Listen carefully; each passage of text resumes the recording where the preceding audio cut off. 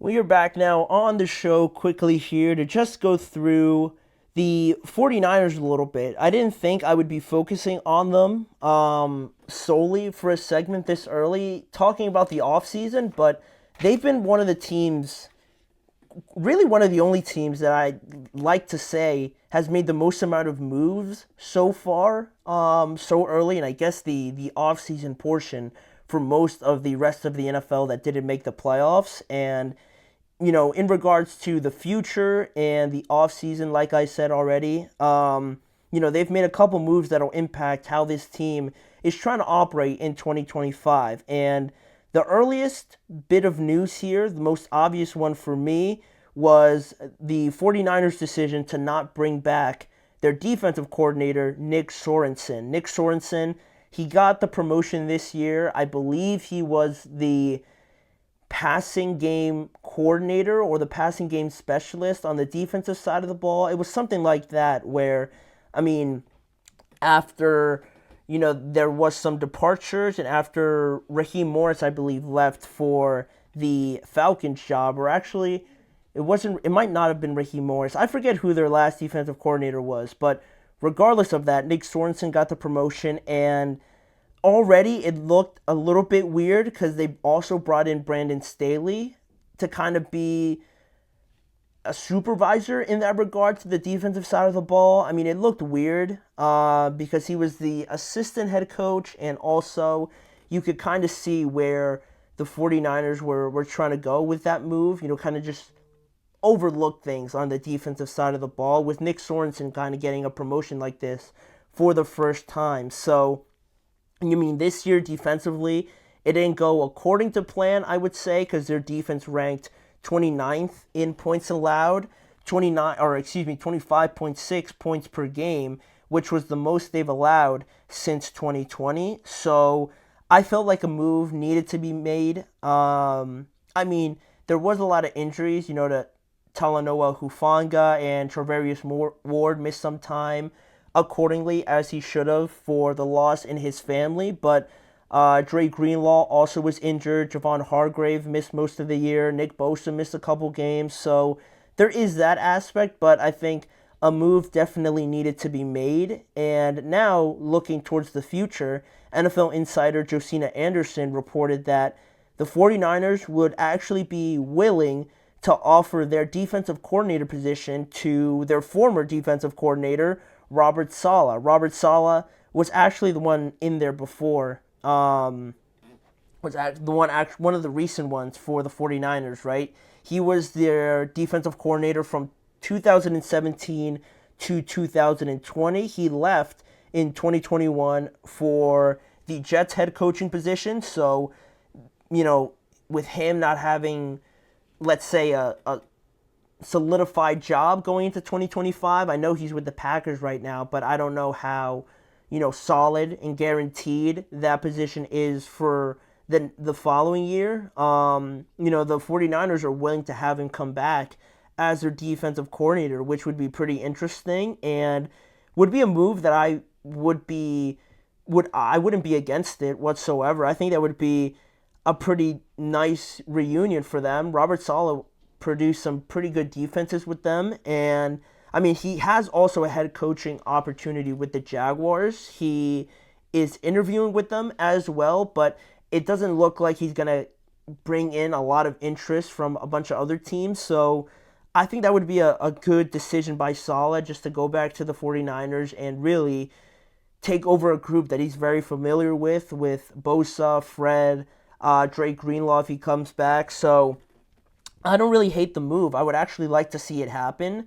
All in all, again, if Robert Saleh can get a better position, I'd like to see him go back to the 49ers. And then staying on the coaching side of things with the 49ers, Kyle Shanahan actually announced yesterday that Klay Kubiak, who was their offensive passing game specialist this season, he will now be their offensive coordinator heading into 2025. But that does not mean he's going to be able to call the plays. That is still going to be Kyle Shanahan, but Klay Kubiak will have other responsibilities to do as the offensive coordinator. And this is actually only the Second time Kyle Shanahan has had an offensive coordinator during his time there with the 49ers. The other one was Mike McDaniel, now the head coach of the Miami Dolphins.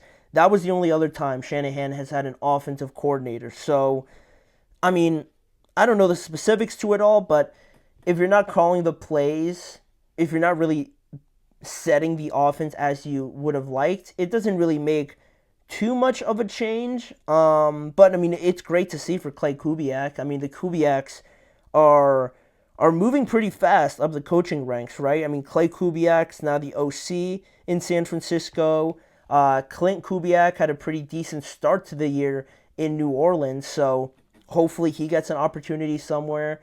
If not this offseason, but the next. And I mean, in regards to this move, I'm sure it's not going to change too much, but it's still a pretty significant thing to kind of talk about just because it's only the second time it's happened under Kyle Shanahan. So we'll leave that there.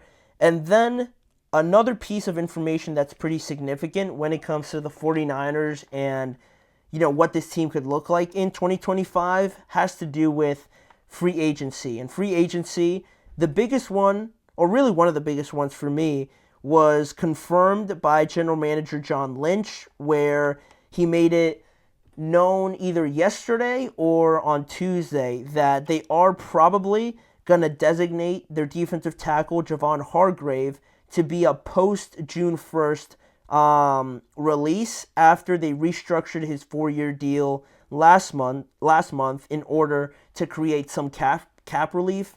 They've restructured it with the intention of having him test the market for himself this offseason and see what's out there for him, especially because they are a little bit tight when it comes to cap space because obviously you have Brock Purdy's contract coming up and you want to make sure you have enough for that, obviously, right? But Javon Hargrave just recently signed that 4-year contract, so it comes at a bit of a surprise because he is one of their best players there in the middle of their defensive line. So the fact that they're going to see what his market is and see, what kind of teams are interested in him, it's pretty interesting to me just because I didn't think they were going to allow him to do that. He's definitely going to get a lot of interest in the free agent market from other teams. It's just really kind of up to the negotiations at that point, whether or not other teams want to take him and that contract up, especially with him coming off of that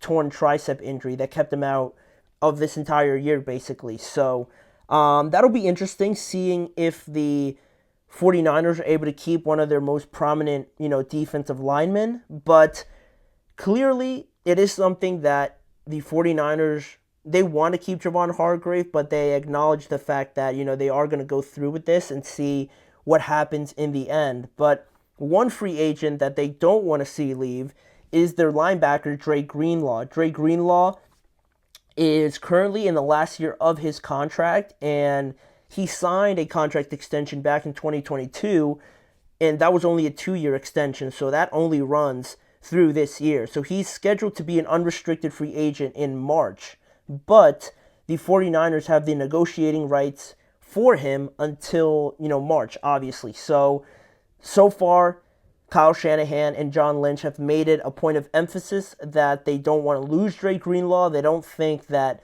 just because they haven't extended him, that's just it. They're not going to get him back. They are very optimistic that they could re-sign him and kind of work something out during the offseason. And I've heard a lot of other players talk about Dre Greenlaw and how they don't want to see him leave also. So I think Kyle Shanahan has even made it a point that that's their number one priority, is to keep Dre Greenlaw. So it'll be interesting to see how those negotiations go with a 27-year-old linebacker that's very much in the prime of his career, but is also coming off of that Achilles injury, right? That's always a tricky one to kind of maneuver. So I'd like to see him stay with the 49ers. I think he's massive for them, but it doesn't mean that other teams don't think that he's a great player and maybe offer him more money, and maybe that gauges his interest to go somewhere else depending on the situation. So that's the risk that comes with free agency, right? Obviously,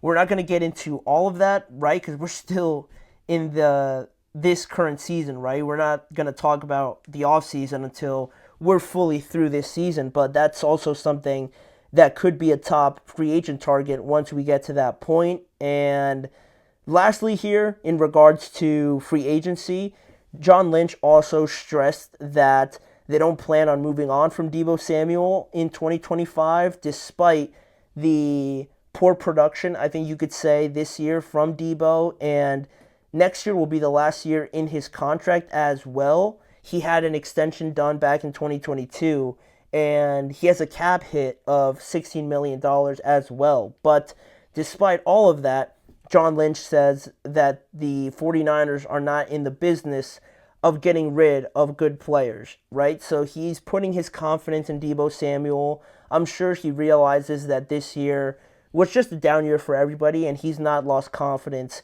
in Deebo Samuel whatsoever, it looks like. But I think it is something just to keep an eye on because, they gave Brandon Ayuk a lot of money already, and with Brock Purdy's deal coming up, right, I don't know how the numbers look right now, especially if you want to bring back Dre Greenlaw and what kind of effect that would have on the cap, right? It's a very tricky situation where you got a lot of good players, and unfortunately you can't pay all of them what they would like to be paid. So that'll be something to watch. Right now, it doesn't look like they're willing to move on from him, but like we've seen already, a lot can change, especially from now, mid-January, to all the way into the summer. So that could be something to watch. Maybe some teams are interested in Deebo, they'd like to trade for him, or the 49ers could come to a realization that they might need to trade him in order to get a contract done with Brock Purdy. So that is all the news roundups that we have with the 49ers. Pretty significant names there to kind of keep an eye on and see how this 49ers team changes from now heading into next season, of course. But we got one more segment to get to on today's show. Kind of a fun and exploratory sort of segment having to do with the Las Vegas Raiders head coaching position, right? I got two names here that I wanted to bring up to you guys. Bill Belichick and Deion Sanders. Kind of like a most likely scenario. Who's most likely to end up as the Raiders head coach next season? Bill Belichick or Deion Sanders? It sounds impossible, but I'm going to tell you guys why it might not be so unlikely based on what we've seen over the course of the last few days and really the last couple months. So I'll explain all of that when we return after this break.